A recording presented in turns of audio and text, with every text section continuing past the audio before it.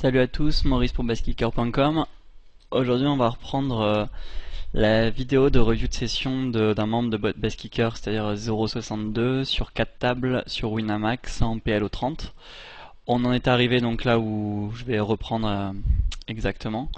Euh, j'ai quelques souvenirs de la vidéo, de comment c'était passé, etc. On va juste reprendre directement. J'essaierai de faire les deux prochaines ou la prochaine, je sais pas combien de vidéos je vais faire encore dessus sur cette session.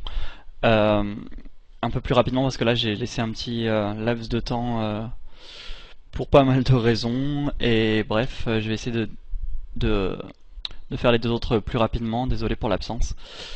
Donc on rentre tout de suite dans le vif du sujet avec un pot limpé en bas à gauche euh, et on trouve une gutshot et rien d'autre.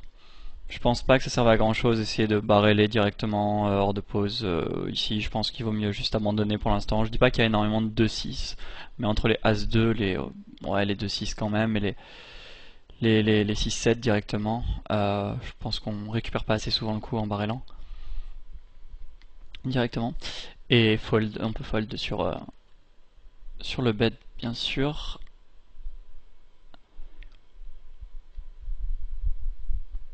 En bas, en haut à gauche, pardon, on a beau avoir une soute, on a le 7 et le 4 qui sont vraiment totalement déconnectés de la main.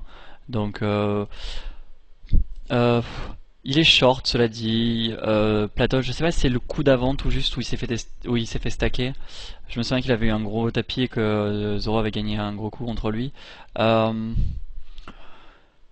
on peut jouer ce coup, mais dans ces cas-là, autant pot directement si ça vient jusqu'à nous et jouer un flip en général.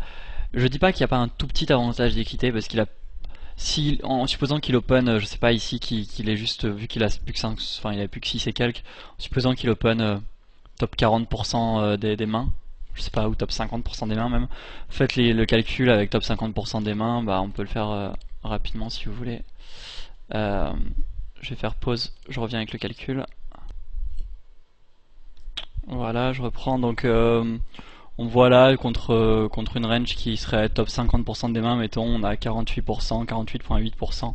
Parce qu'on n'a pas en fait, on ne domine aucune main quasiment, donc honnêtement c'est juste prendre un flip.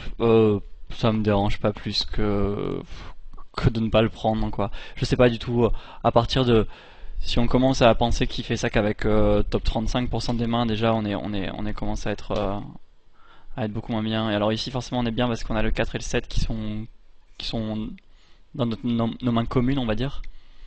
Euh, mais ouais c'est